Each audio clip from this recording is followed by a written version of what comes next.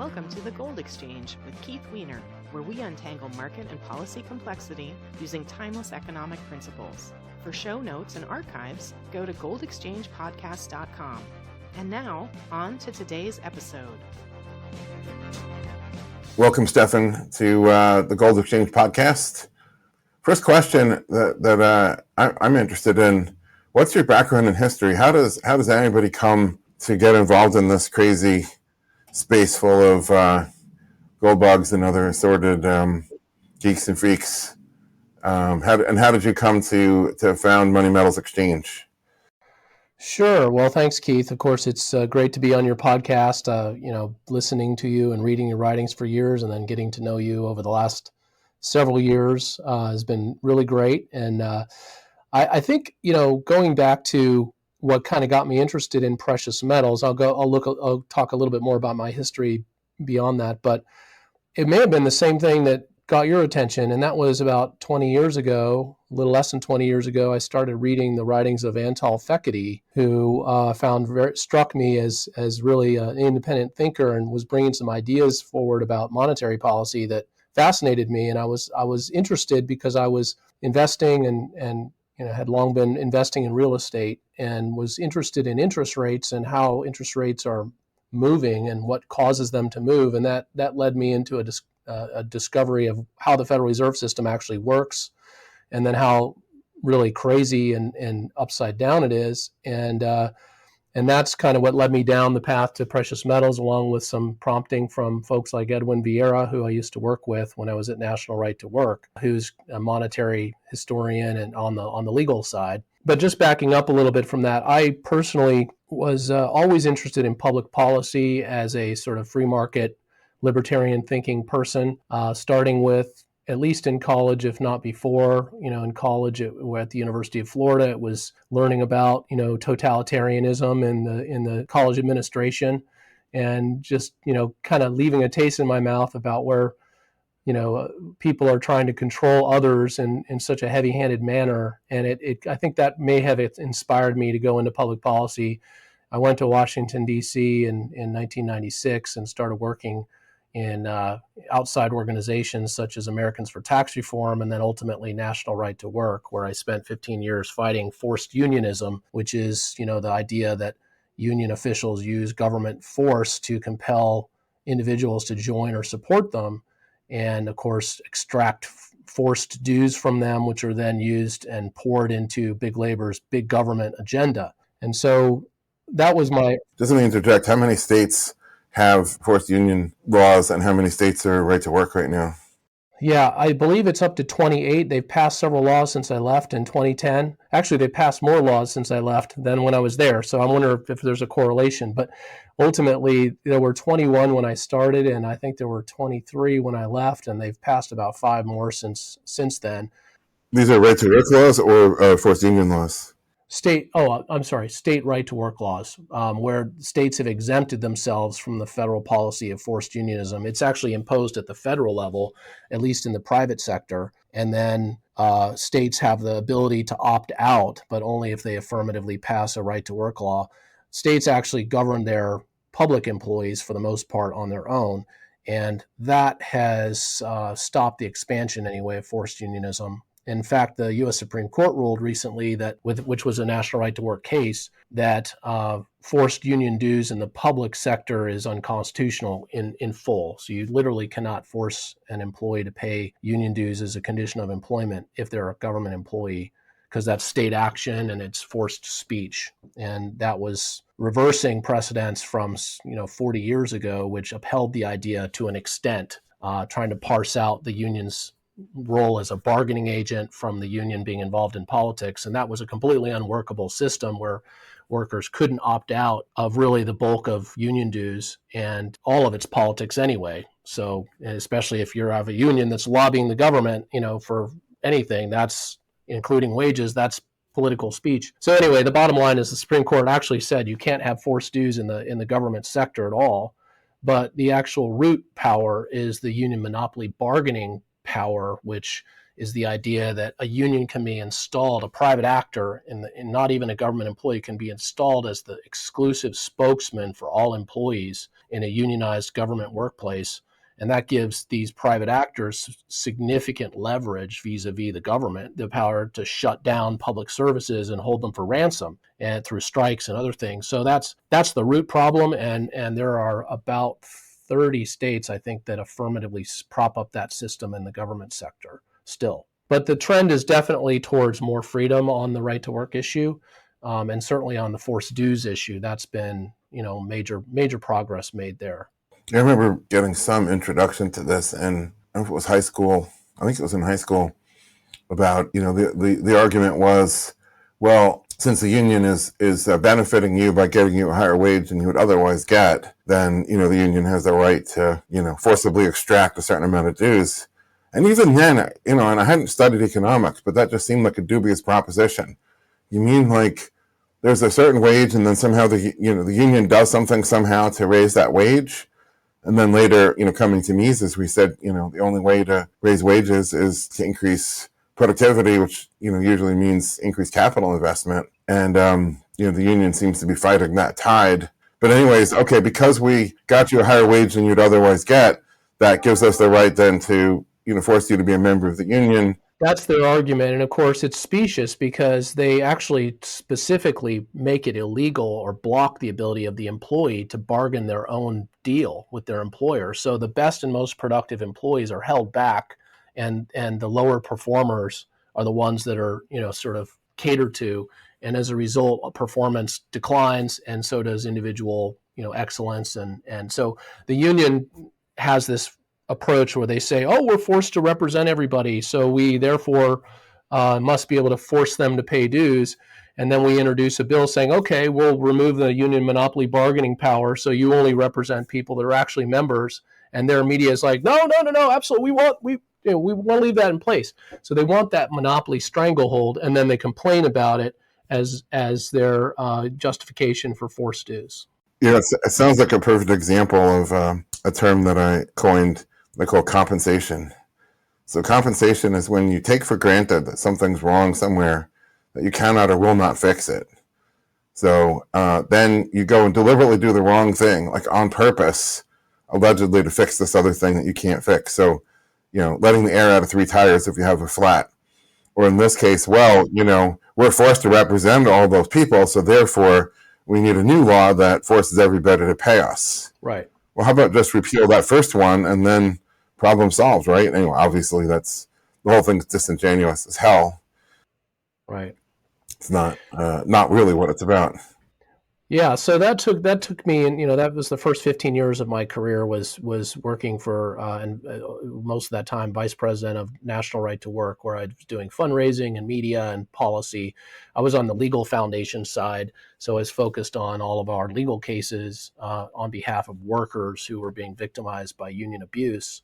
And so that was very fulfilling because I looked at, big labor as the engine of the political left, or at least one of the main funding mechanisms for the political left. And, all done with, for the most part, with compulsory money and government grants and other perks and so forth. All of that leads to corruption, of course, as well, because there's no market forces, or very few in the process. Workers can't withdraw their support, all that. So anyway, the bottom line was, that was fulfilling work for a long time. And then I moved into publishing with a friend of mine, a financial newsletter publishing property, and we launched Precious Metals as a offering to our subscribers because the only folks that really, and I was already an investor in precious metals at that time, personally, 5 or 7 years before that, but a lot of our subscribers were interested in precious metals and how to hedge against inflation. And this was, 2008, 2009, right around the financial crisis. There was a huge amount of interest coming in. But all of the people, all the companies that wanted to advertise, or I should say, who could afford to advertise in our publication to give us, what we needed to give them the ad slot, were the ones that were selling the rare coins and the proof coins and the highly marked up, high commission based products. And, we've just seen, both on the personal level, just knew that wasn't a good thing to invest in unless you're a true expert. And it isn't the same thing as owning physical gold bullion or silver bullion or a bar, a bullion coin, but it's more of an artwork and type thing, a collector thing, where a lot of the value is caught up in a very subjective measure of rarity and whatever year and whatever condition. And there's all these beautifully, hologram slabbed plastic encased collectibles that are sold for many multiples of the actual metal value, and just didn't feel comfortable putting that kind of thing in front of our subscribers because we didn't think it was a good investment. So that's how we decided, well, I'm just going to launch a precious metals company myself and sell bullion, because that's what people actually should be buying if they're looking for gold and silver. And so that's how we launched Money Metals, and that was in 2010. So we were able to launch it really from the get-go with already a pretty significant customer base because we had the publishing company. And so I sold my interest in the publishing company a couple years later and took over the full majority interest in Money Metals. And that's where we started and built from there. And we've been in business for 12 years. When I first started my journey into precious metals, and you're right, I discovered Antalpha probably about 8 or 10 years after you did. I started coming to some of these conferences, and there were certain vendors that were promoting these numismatic coins, and I'm as interested in the next guy and seeing something truly rare, like this was a coin minted by Julius Caesar 2,000 years ago, or this was the coin of King George the day before the U.S. Revolution or something like that. Those are kind of interesting, but most of these numismatic coins don't have that kind of provenance. And the way they would often try to sell it to me, and to your point about is this a good investment, is they said, well, it's confiscation proof. And I'm like, wait, what? Because there's no confiscation of gold. Well, if the U.S. government ever confiscated, when the U.S. government confiscates again, because they seemed highly certain of that in their marketing, in their sales, high pressure sales push. When the U.S. government confiscates again, then there was an implication they would be bound by whatever it was that FDR did in 1933, which is probably not the case. I mean, I'm not a legal expert. It seems to me if you're going to pass a new law now, it doesn't have to say whatever a law did in 1933 said anyway. But anyways, in 1933, they exempted numismatic coins, and so these would be exempt. And so that was one argument. And I was like, I'm not sure I can really get my head around that. Then the other one was, you can't carry more than $10,000 cash on an airplane. So if you really want to take, a couple of $1 million to Switzerland or whatever, you can buy just a few of these little dime-sized, highly rare, coins. And then, as a way of conveying value, I guess, and then you sell them in Switzerland, where presumably the market's the same as it is here. I never verified whether or not that's true, but that also seems to be a bit dubious. But the real question was, what's the bid-ask spread? So you're buying it, you have to pay the ask price of the dealer here and pay for all that high-pressure salesmanship. Then when you go to dump it over there, you're getting the bid price. And, on those coins, I think the bid-ask spread is 30 or 50% or more. That's right. And so if you can sell it at all. If you can sell it at all. So a great way to convey $2 million worth of value between here and Switzerland is to buy a $3 million coin. Except, that's the old joke. Like, what's the best way to add $20,000 to the value of your home? Put in a $50,000 kitchen remodel. What's the best way to make a small fortune in Las Vegas? Bring a large fortune. Right. There seemed to be something about it that didn't really quite work for the investors. Anyways, I don't want to get too caught up in that. So you founded MMX.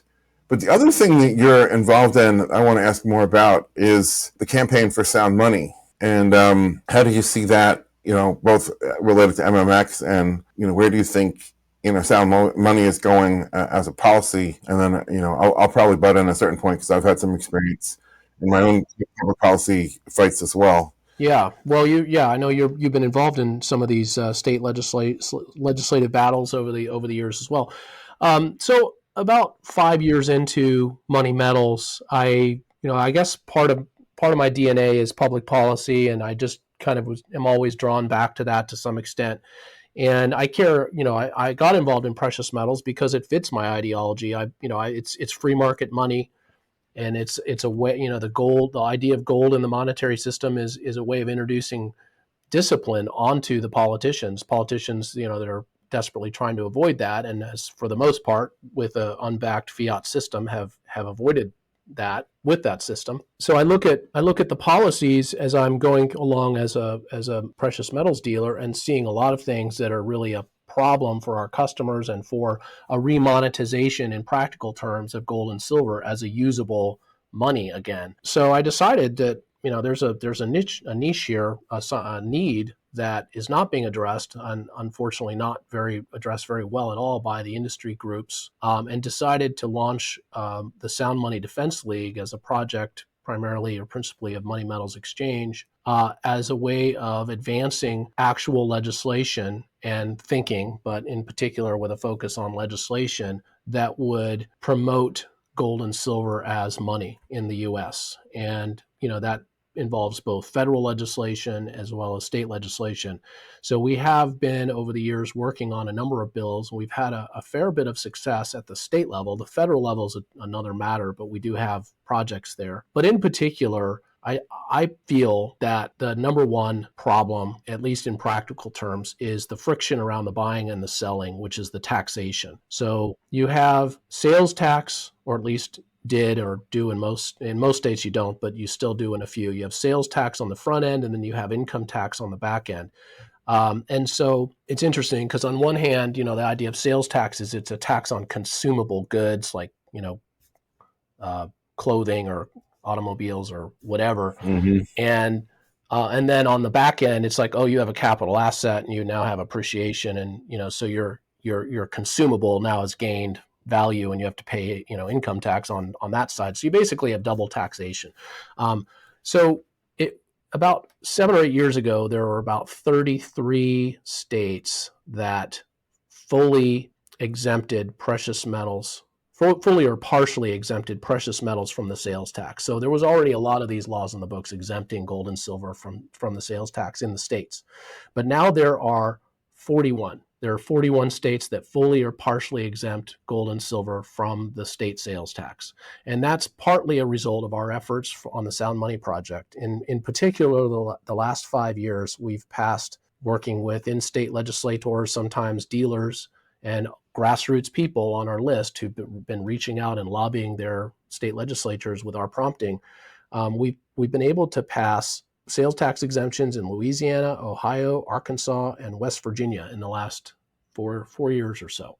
We have bills right now in the 9 remaining states where there still is full taxation of precious metals on the sales tax side. We have bills in New Jersey, Kentucky, Tennessee, Mississippi, and Hawaii right now. The most promising of those, I would say, are Tennessee and maybe Kentucky and Mississippi. But Hawaii, we're not ruling out Hawaii either because we actually passed it through a committee there already. And that's a Democrat stronghold, but this isn't necessarily a partisan issue, although it sometimes seems to be. So the sales tax is probably the most obvious and perhaps the least difficult thing to address. Then there's the income tax. So with income tax, you have both state and federal income tax on so-called capital gains. And of course, just like any asset in an inflationary environment that's priced in nominal Federal Reserve notes, if it gains in priced in those Federal Reserve notes, the U.S. government feels that you have a taxable gain and have to pay that at the federal level. But with gold and silver, it's actually a discriminatorily high capital gains tax rate of 28%. That's right. It's a higher rate than everything else, has a special punishment. Right. So Congressman Alex Mooney has a bill that would eliminate all income tax on gold and silver. It wouldn't just put it down at 15 or 20% like other capital assets, but actually would remove it. So it'd be like the Federal Reserve note. You don't get to deduct losses in purchasing power that you have on Federal Reserve notes. So why should you pay capital gains taxes on a nominal gain in your gold and silver, which in many cases is nominal and not real because of inflation. So the bottom line is that the federal law needs to be changed on the tax issue. And as far as that goes on the income tax for precious metals, it's not even statutorily prescribed that gold and silver would be taxed at that higher rate, or at all for that matter. The U.S. Treasury actually has the ability, at least to some extent, like with gold and silver eagles and things like that, they could literally just exempt them without legislation. They could say these are not going to be subject to income tax. So this bill, in some sense, reaffirms they shouldn't be taxed, but then makes it clear that no gold and silver, physical gold and silver, would be subject to the capital gains tax. But then you have the state capital gains tax, or the income tax, because the way that works at the state level is, as people file their state income tax returns, the first number that comes down is what is your federal adjusted gross income. And so if you had to report so-called gains on gold and silver federally, it imports it into your state income tax, and you essentially will pay the state income tax on those gains. And so what some states have done, not many yet, but there have been states that have literally subtracted that back out and said, if you have a gain federally, you remove it. And some of them are neutral in the sense that if you had a loss federally, you add it back, which frankly I'm fine with. I think it's principally very consistent. In most cases, you'll end up paying lower taxes because, on the whole, there's inflationary impacts to the gold and silver price over time. So Arizona, where you are, and you probably know this, in fact, I think you were involved in that bill, passed a state income tax exemption on gold and silver. There was also one passed in Wyoming, although Wyoming did some other things with that bill, and they currently don't have income tax at all, but they basically said there shall be no taxes of any kind assessed against gold and silver. We passed it through Idaho, and one house didn't become law a couple of years ago, but there's a bill right now in Oklahoma, and will be a bill in South Carolina and Iowa this session that remove income tax from gold and silver at the state level. So I would say, half of what we focus on, and 75% of what we focus on is on the tax issue, but we actually have a ranking of all the states based on 12 policies, and we score them on all those policies in every state. And about half of the weighting of what we call the Sound Money Index is evaluating the tax policy. And then the other half deals with other issues that we can get into. Yeah, so I was involved in Arizona from the very first year that, I'm trying to remember if that was Senator Farnsworth introducing it in 2012, maybe. Anyway, it took 5 years. Of those 5 years, 4 of them passed out of committee to, a vote of the full, House and Senate. You mentioned partisan issue. In Arizona here, generally passed straight on partisan party lines. Though I have to say, this is to me as a legislative outsider, it was very amusing to see in one of the subcommittees. I don't remember if this was the House, because I know who it was, but I'm not going to say. There was all this discussion of it, and the Republicans were generally, indifferent to maybe slightly indulgently tolerant of it, and the Democrats were pretty hostile to it, as I recall.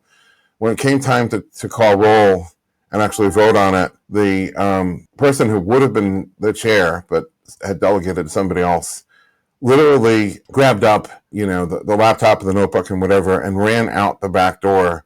So in Arizona, there's a back door where they can get to their private offices, and then there's the front door that the public goes into in these hearing rooms. Ran out the back door right before calling roll. I was like, well, that's bizarre. And then someone said, oh yeah, that person's spouse is a banker or something like that, and didn't want to be on record as voting for this crazy gold thing, but didn't want to be on record as voting against it either, because that wouldn't have been politically astute in the state of Arizona. So anyway, 4 times it passed, each time slightly more watered down, because it received 3 vetoes from 2 Republican governors, 1 Jan Brewer, 2 Doug Ducey. Vetoed it twice before finally signing it the 3rd time around.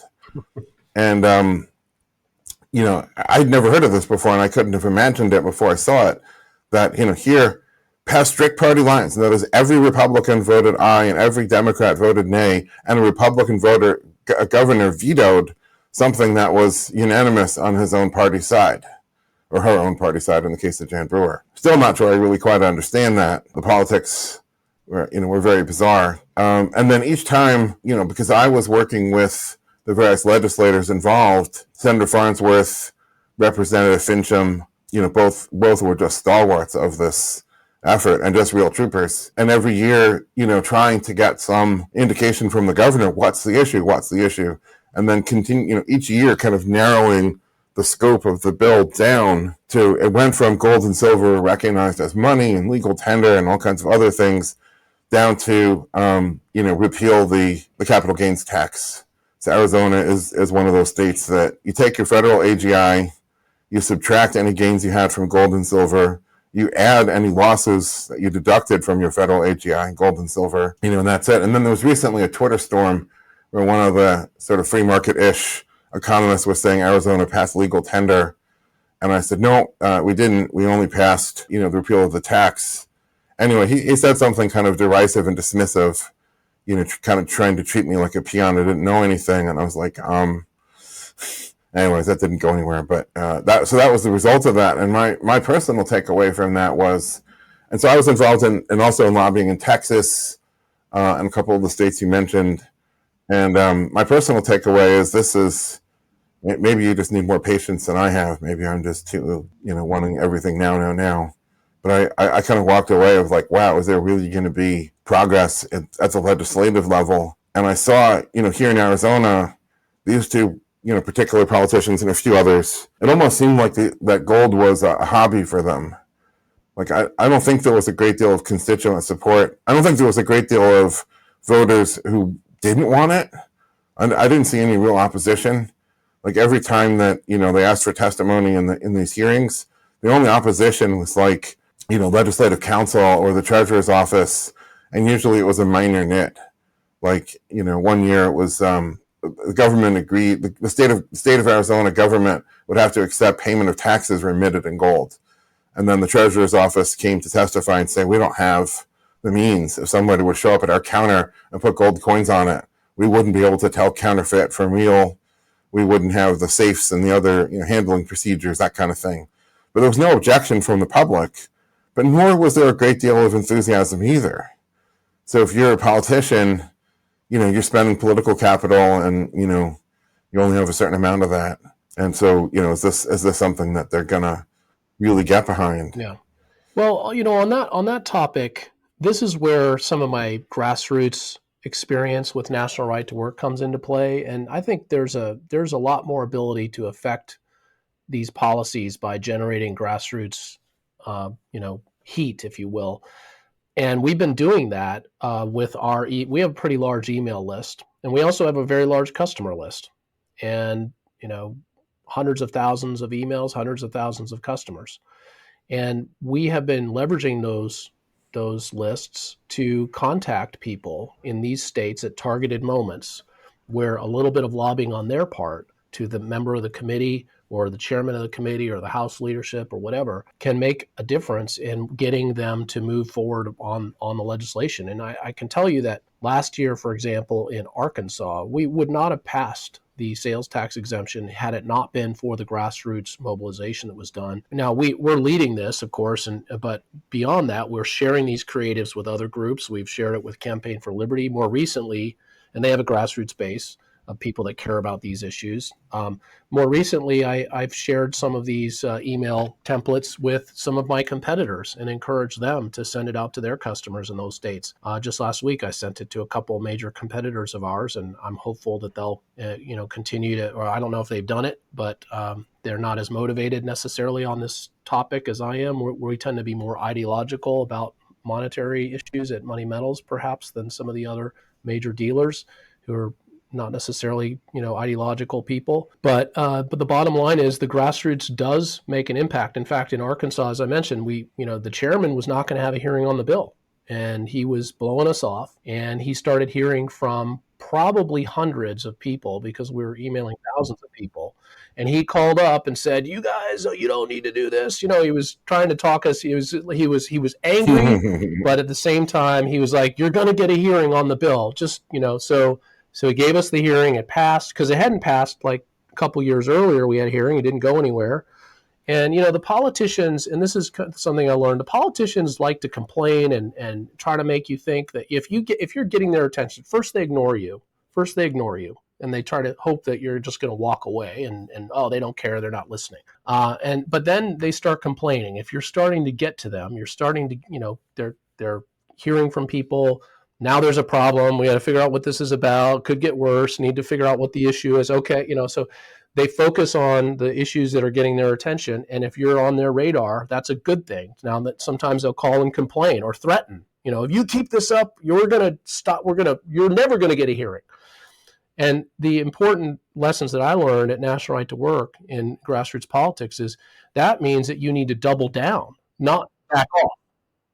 Because it's the next thing is that, first it's ignored, then it's complained, then it's threatened, then it's get other people to threaten, call your board members, call, your bill sponsor, whatever. And then, there's this cycle. And then hopefully if you keep pressing, it ends in just capitulation, which is, do what we want you to do. And I can tell you that does work. And at the state level, compared to the federal, I'm not saying it doesn't work at the federal level, but it's a harder thing to do at the federal level because it's bigger and but at the state level, there aren't many groups that are organized on a legislative policy issue that can do grassroots or are willing to do grassroots. And so when a state legislator starts getting dozens of emails and calls or more, because somebody like us or on any issue that sent out emails and letters to their people saying, call this person and tell them to support this bill. That is organization that they don't often see at the state level in any real way. And so that's, I think, part of the reason why we're making some progress here is because we're using some of those approaches to let people know who care and ask them to take some action. And again, I think it's part of the secret to success. And so we're really stepping up those efforts of grassroots mobilization in all of our bills as much as we can. And we're going to continue doing that. And like I said, I'd like to get more competitors and others in the industry who have large lists of people that care about these issues to join with us in putting pressure on these people to remove sales tax, remove income tax, and so forth. Do you think there will be, you mentioned Representative Mooney, I think, at the federal level. Do you think there will be any success at the federal level anytime soon in, repealing the capital gains tax on gold? That would be like, oh my God, stop the presses. We have to talk, everybody in this space who's ever written a word about gold would have to stop everything they're doing to write about that. Do you think that's in the cards anytime soon? Well, I don't think anything that reduces taxes in any way is in the cards with the current Congress. So, and this included, but other bigger tax type issues. So I would say, the bill is written. It's well written. It's there.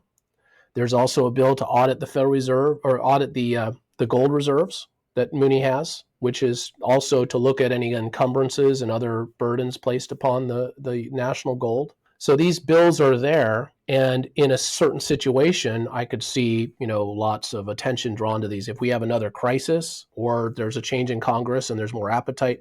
So, I'm not going to say I don't want to say that it's not going to happen. I don't think it's going to happen this year. I don't think it's going to happen next year necessarily. But I think that we're gaining strength at the state level on the sound money issue, and that has a way of reverberating.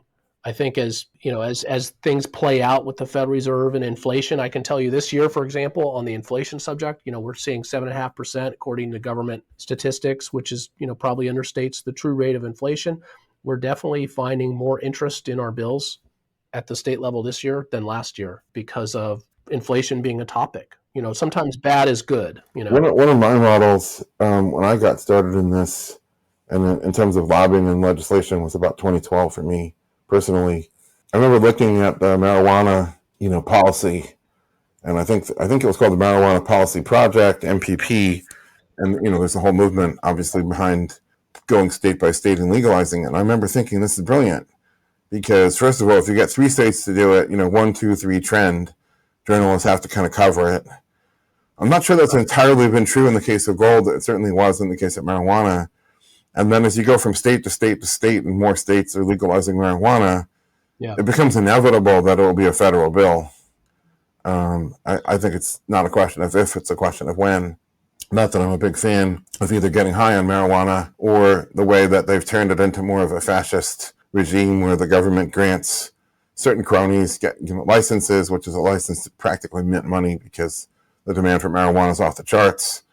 And then, of course, they tax it and they don't, should just be decriminalized and unregulated. But, I guess it's better than what it was, which was criminal before. And I wonder if there's a similar thing with gold. Like if you get enough states to recognize that, hey, taxing this is wrong.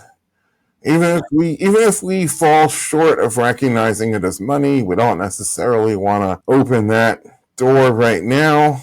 But we say, okay, we're not going to tax it. Would that eventually sweep into, at the federal level and become, a thing?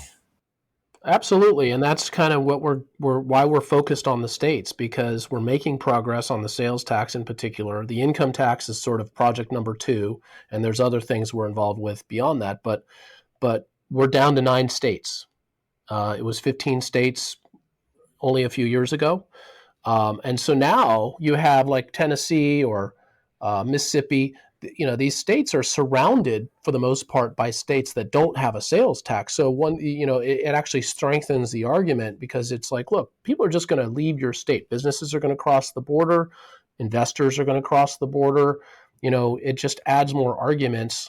And this is, you're becoming sort of an outlier, sort of way out of the mainstream of the states on the sales tax issue, and particularly if they're surrounded by states that don't have the same policy. So it becomes, the momentum builds.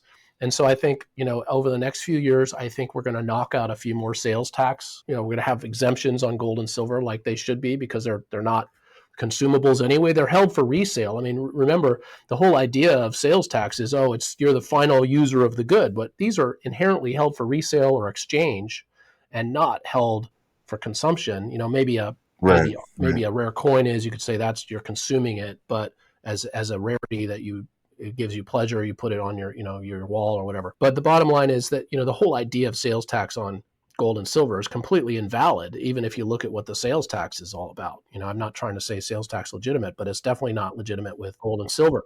And then beyond that, then you move, okay, then it's like, okay, we've solved the sales tax problem for the most part. Now we have the state income tax, and people get it. We've had bills, we've passed them through chambers, we passed them in Arizona, it passed completely.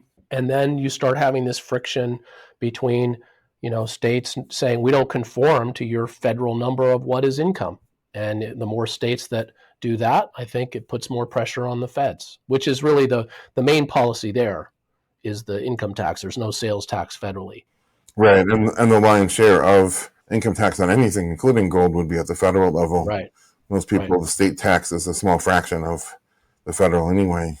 Right. And I wrote an article for Forbes many years ago talking about how this tax is a real impediment to the circulation of gold and silver, and not just the payment of it, but the record keeping.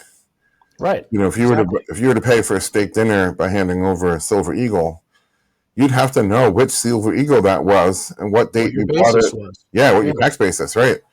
And I don't think most people are prepared.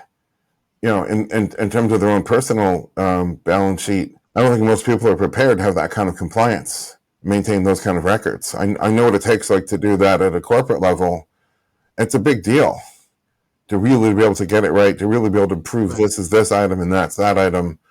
And most people are probably intimidated by that, and it's onerous. So it becomes much easier to just shove it in a safe. And, even if it wasn't for the temptation to spend the lower quality money anyway, people prefer to spend the dollars for 100 other reasons anyways. Right. Exactly. This would just be one more impediment to, hey, well, when did you get that? And what was the price at the time you got it? And now you're getting rid of it on this day. And, are you going to use the London PM fix? Are you going to use the Kitco closing price? Like, what price of gold do you use? Is that contestable? Little things like, the last PM fix for the year is December 27, but there was a market in the U.S. that was open on the 29th or 30th or something like that. How can you justify using the 27th? Well, the PM fix is the benchmark price. Kitco at the closing, is there really any liquidity there? You can see the volatility blip at plus or minus $10 pretty easily, which is corrected the moment the market opens later. But, anyways, you have all those kinds of issues that I think at the individual, consumer level, nobody's going to want to touch that. It's intimidating. It's onerous. If you get it wrong and the IRS decides to go after you, you could be in a world of hurt, and for what, right? Well, that would be exciting to look forward to if there was, any real possibility, maybe with a changing of the guard in Congress. I guess we'll see what happens in November with that.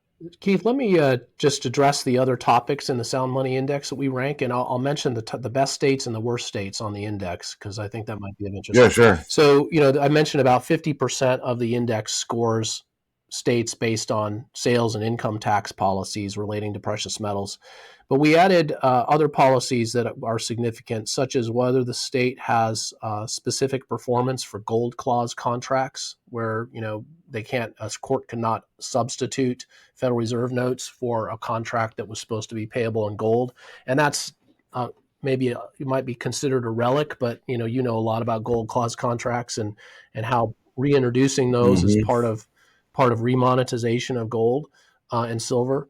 Another is whether a state has affirmed that gold and silver are money, as Article 1, Section 10 of the U.S. Constitution says, that the state actually cannot make payment other than in gold and silver coin, according to the U.S. Constitution. So some states have said gold and silver are money in our state. They don't necessarily build an apparatus around that. There's a bill in Wyoming that's coming up that actually puts some teeth into what that means and how that's implemented by the state treasurer, with exchange rates based on the price of gold versus Federal Reserve notes, a power to accept it, the power to hold it in reserve, the power to invest it in leases or bonds. There's a bill that's on the drawing board in Wyoming. It hasn't been introduced yet that adds a lot more to that concept. There's also let me know if I can help on that front, by the way. Yeah, and Larry Hilton, he the UPMA, he's involved with that. I'll send you some information on that, and you can talk to him about it too. I don't think it's going to be introduced this year necessarily, but it may be, maybe next year. There's another column dealing with whether a state has a state chartered bullion depository like Texas does. So we score that. Texas is the only one. There was a study that we helped or urged Tennessee to do on whether to have a Tennessee bullion depository. And they actually had a special legislative study committee put together this report, a 40-page report. And their conclusion was, no, it's not a good idea. But one of the main reasons was because Tennessee still has a sales tax.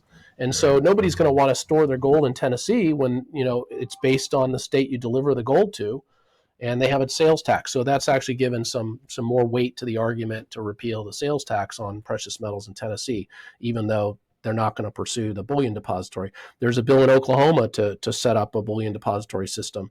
I'm not a huge fan of the idea. I mean, I have mixed feelings, I guess I should say, about the government getting involved in a bullion depository when there's plenty of private depositories, including mine, Money Metals Depository.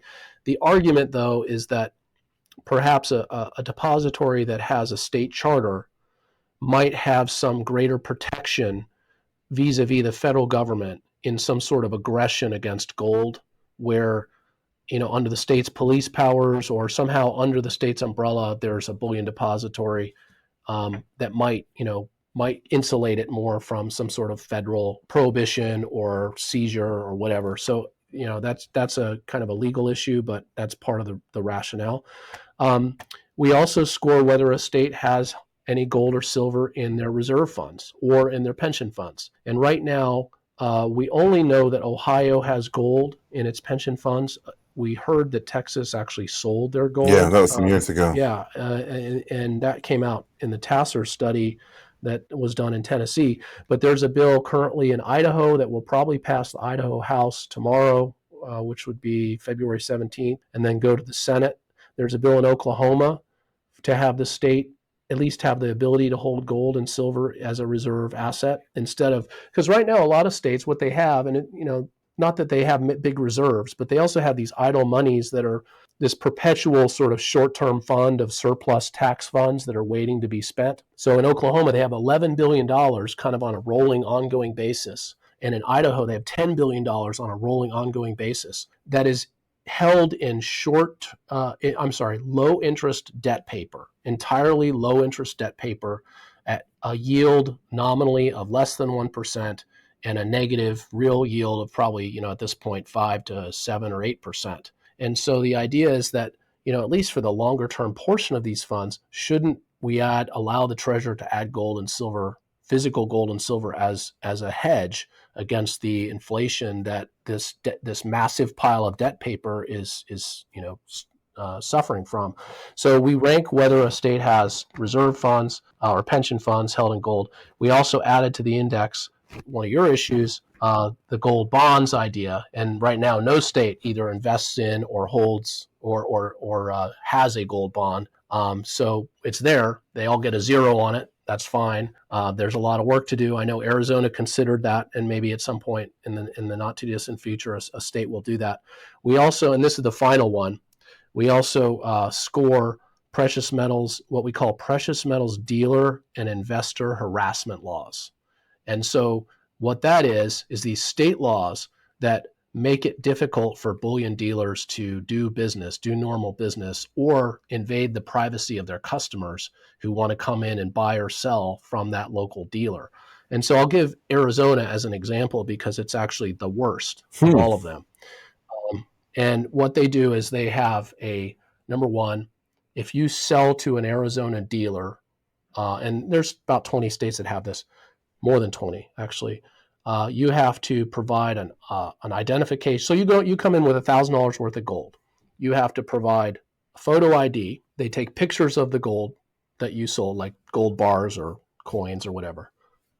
Gold eagles. They're all fungible. They all look the same. Then they have to write down notes about your appearance, what you said, store this information, but upload it daily to the sheriff into a database. Set that gold aside, not sell it for 2 to 3 weeks, depending on the state. Sometimes it's 10 days, 20 days. Literally just keep it on the premises. Don't sell it, so that in the off chance somebody makes a complaint that this was stolen goods, in the case of jewelry, you could argue, okay, every piece of jewelry, it's unique. That's, grandma's brooch, whatever. But a gold eagle coin, it's fungible. It's not identifiable. And in any event, it's just a tremendous invasion on privacy for the customer, but also the dealer, who has to tie up money for long periods of time, leave more metal on his premises. These people sometimes have robberies. So that's some of the stuff. In fact, in Arizona, it goes further, and this is what makes it especially egregious. Number one, you can't buy gold and silver if you're under 18 without a parent. And if the dealer sells it to you, they're potentially susceptible to imprisonment for 6 months. Imprisonment? Yeah, you can be fined or imprisoned. It's a misdemeanor. It's a criminal, like a class 1 misdemeanor, to sell to. So you have that. And then the other thing is, you cannot, and only 2 states I think do this, you cannot make any kind of cash payment to purchase gold or silver. You have to make an electronic payment or pay by check, so that there is a electronic record of the transaction. So all these things, we call investor and precious metals dealer harassment laws, and we score that. So going just from the top I'll give you the top 6 states and the bottom 6 states. So the top 6 states starts with Wyoming. We give it a 61% on the index. Then Texas, South Dakota, Alaska, New Hampshire, and Utah. And the worst states, starting from the very worst, is Vermont, and then New Jersey, Maine, Kentucky, Wisconsin, and New Mexico. So there's a lot of work to do, but if people want to see this, they can go to moneymetals.com and actually look at the index. It's in the resources tab. Just look for Sound Money Index, and you can look up your state. You can even go and actually look at the actual laws on the books in the state that deal with these various areas. Well, that's very interesting. I hadn't known that Arizona is one of the worst, at least on one of the categories. I certainly would encourage everybody to become aware of these issues, and then if you see that your state is doing something really bad, can they coordinate with the Sound Money Project to find other folks in their state to, begin, a smart and efficient way of lobbying? Like if I'm an individual and I see, okay, my state's doing something that really is just wrongful, and then, what am I going to do? Well, maybe I make a call to a senator or something, and then I give up. And then the next person, 3 days later, you'd never get the critical mass that way, even if there were thousands of people that were interested.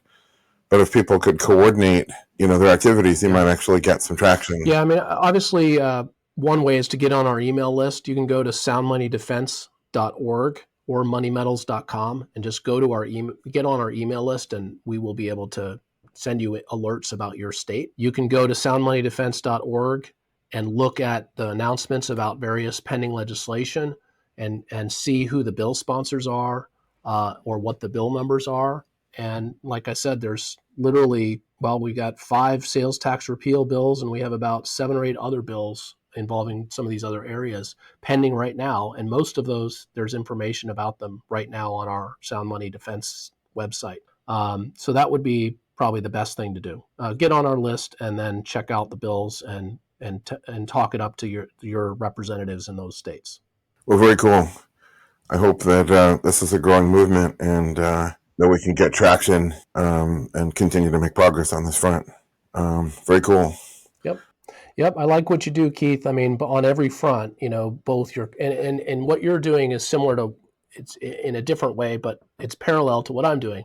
You're building a very successful business on something that really matters for the country, and it's not just sort of ivory tower public policy, but it's actual practical, useful ways of using gold and silver and remonetizing gold and silver. And in my case, I feel like, putting gold and silver into the hands of individuals and then, storing it for them if they wish, or giving them things to do on the public policy front. We're addressing problems at the same time as we're running businesses that, are hopefully continue to be successful.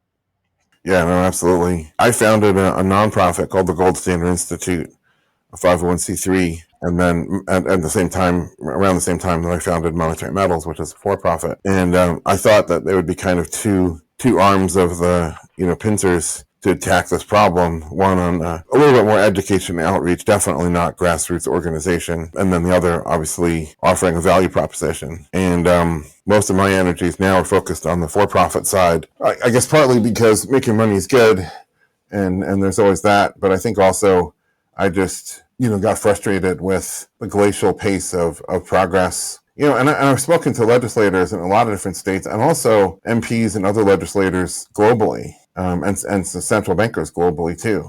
And, just walking away with a sense of, even if they personally agree, and I know some central bankers that are, big, fans of my work and subscribers and have been for years. Oh yeah, we whenever you write about our country or whatever, we pass the articles around, and, they're well read and well liked. You're respected around here, Keith. Does that mean there's going to be any kind of gold related anything, even the word gold being uttered by the, no way, not in a million years.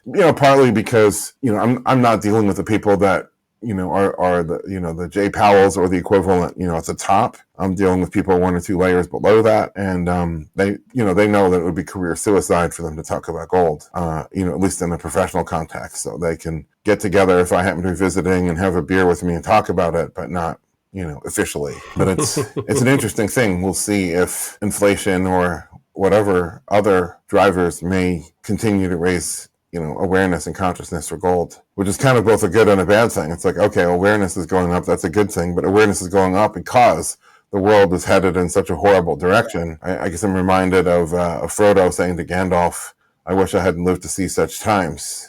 Yeah, okay, I get to be hero and do all these things, but man, it would have been a hell of a lot easier if I could just stay in Bag End and enjoy life. Those are the times we're in. Well, very cool. I hope that this is a growing movement and that we can get traction and continue to make progress on this front. Very cool. Well, thanks for coming on the show. This has been very interesting to me, and I hope very interesting to our subscribers and listeners. And so this is Stefan Gleason, who's the founder and president/CEO of Money Metals Exchange, who is a client of Monetary Metals and has a open lease deal at the moment for silver. We hope you've enjoyed this episode. Go to goldexchangepodcast.com to learn how you can earn a yield on gold paid in gold.